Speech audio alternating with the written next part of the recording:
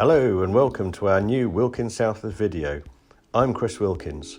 At Wilkins Southworth we always explore the problem to ensure that you get the most proactive and best tax advice.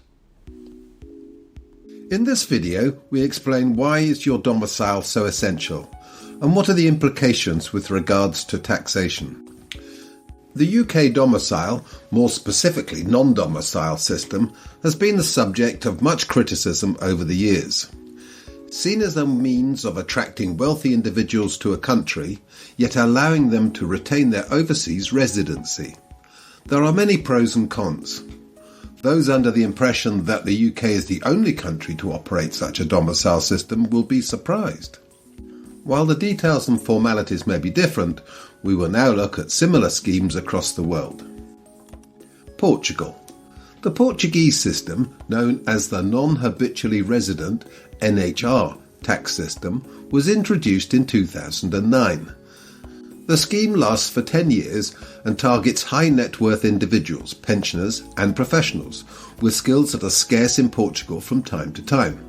Under the qualification criteria, you must not be classed as a tax resident under Portuguese domestic legislation, not have been taxed as a Portuguese resident during the previous 5 years.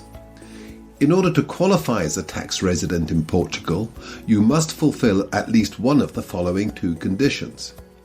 Remain in Portugal for more than 183 days during the relevant fiscal year, have a residence in Portugal on the 31st of December of the year of your application, and to hold this as your habitual residency. To make the NHR scheme attractive, there need to be tax benefits. These are as follows. You will be charged a flat rate of 20% on income from high-value jobs. Where tax is paid at source or there is a double taxation arrangement, there is no additional tax charge on global income. Those who follow the Portuguese tax system will be aware that in the past the government has used what's known as the golden visa to attract wealthy individuals willing to invest in Portugal. This is a different scheme from the NHR. Ireland. It is fair to say that the Irish government has been controversial regarding individual and company taxation in previous years. Indeed, there is an ongoing case brought by the EU against Apple and the Irish government regarding a favourable tax scheme. However, when it comes to non-domicile status in Ireland, there are numerous benefits for the individuals. Tax is only charged on Irish sources of income. Only when remitted to Ireland will overseas income be taxed. Overseas income earned while a non-resident of Ireland is not taxed if sent to Ireland at a later date. Individuals with non-dom status living in Ireland can use overseas funds for everyday living expenses with no tax liability. Those resident in Ireland but holding non-dom status will pay capital gains on Irish and UK disposals. Those domiciled in Ireland will be required to pay the €200,000 domicile levy if they meet the following conditions. Global income of more than €1 million, income tax paid on global earnings, own Irish property worth in excess of €5 million, Irish sourced income of less than €200,000 in a tax year. It is important to note that any Irish income tax charges in a fiscal year can be offset against the €200,000 domicile levy. Cyprus. There is a general misconception that Cyprus is considered a tax haven. After increasing corporation tax to 12.5% in 2019, the Organisation for Economic Cooperation and Development, the OECD, afforded Cyprus the same status as many other European countries. However, there are still several issues to be aware of concerning domicile and non-domicile tax status. If you're domiciled in Cyprus, the tax regulations are very straightforward. Cyprus income tax applies to worldwide income. A special defence contribution, an SDC, will be imposed on worldwide dividends, interest and rental income. So those who saw Cyprus as some form of tax haven may need to think again. Those who switch their tax residency to Cyprus will automatically receive non-dom status for a maximum of 17 years. As a non-dom, there are issues to consider, such as income tax will only be charged on Cyprus income. There is no SDC on worldwide income.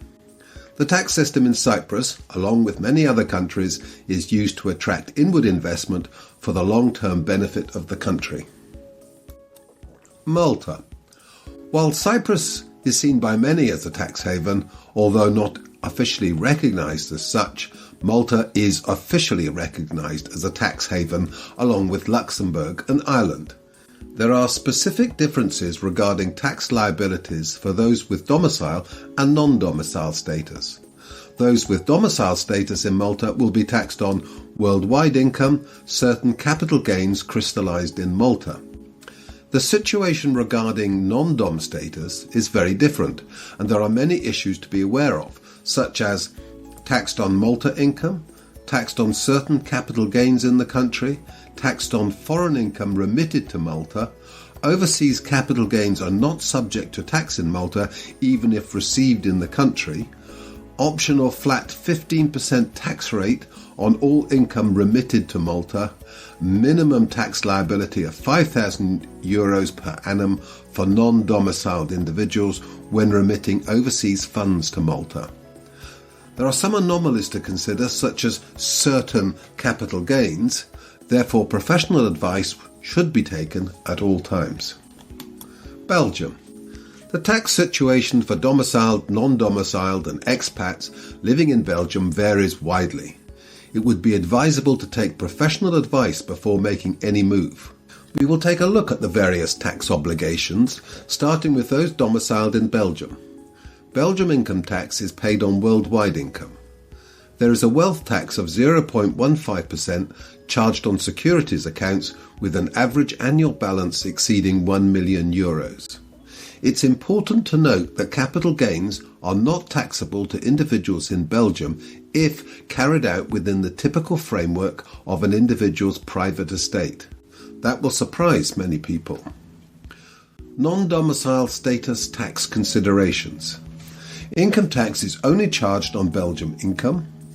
If at least 75% of worldwide income is sourced in Belgium, individuals can make use of the personal tax allowance.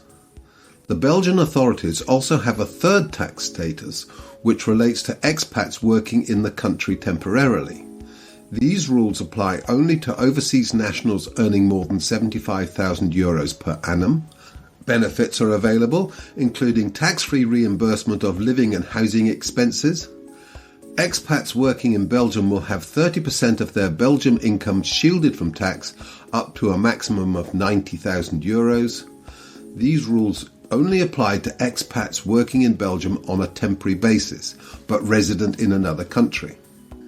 It's fair to say that while very useful, the Belgium tax system for those domiciled, non-domiciled and expats working temporarily is a little more complicated than usual. Holland. The Netherlands income tax system is one of the more complicated in Europe, with taxable income split into 3 different groups.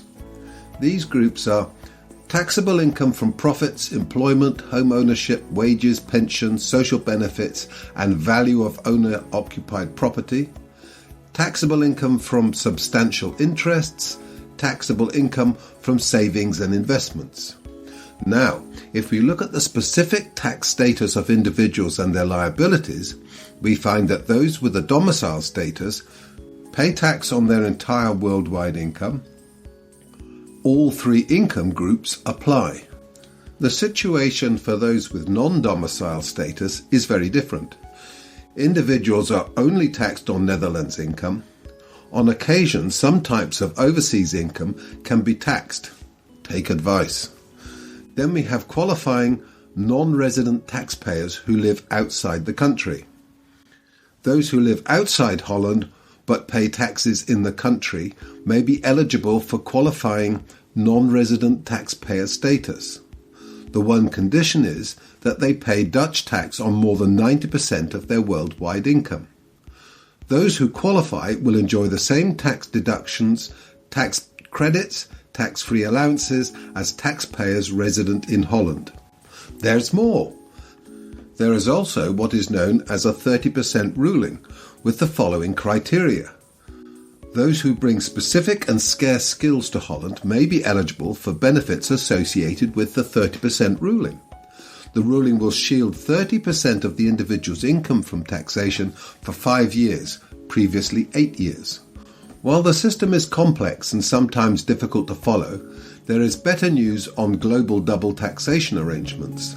Those who may be eligible to pay Dutch tax on their overseas income will not need to do so if tax is already deducted at source. Italy. When you consider the much covered Italian pension time bomb, not to mention the enormous VAT gap, you might have expected a relatively harsh Italian income tax system. In what is a fairly straightforward system, those with domicile status pay Italian tax on their worldwide income, will be charged a wealth tax covering overseas real estate and financial investments. Those with non-domicile status will abide by the following tax rules. Only income produced in Italy will be susceptible to Italian income tax. Worldwide income will not be included in any tax liability calculations. However, there is an Italian levy to consider for those looking at switching their tax residency. They can either apply for non-Italian sourced income to be taxed at a flat rate of €100,000 per annum, or apply for overseas income/assets to be taxed in line with Italian residents. For those with significant assets, income and investment overseas, it may be worth considering the Italian levy.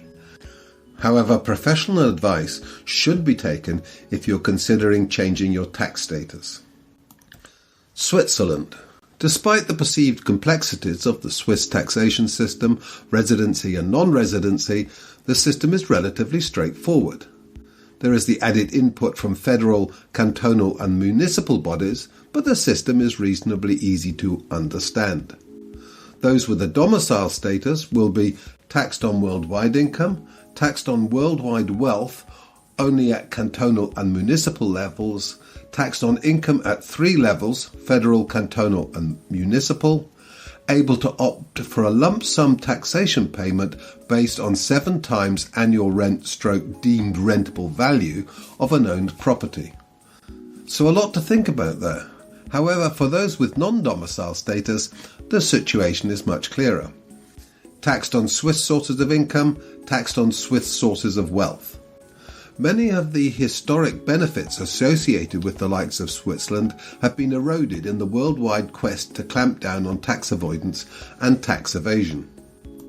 The complicated world of personal taxation. While many countries appear to sing from the same tax hymn sheet, the devil is in the detail when you delve a little deeper. It is essential to take professional financial advice if you're considering moving your residency and tax status. As individual country tax regulations tend to change regularly, it is also crucial to monitor any announcements which may impact your situation. If you have any questions on domicile and the implications with regards to taxation, then please drop a comment below and we will get back to you as soon as possible. By the way, don't forget to subscribe to learn about other videos in this series.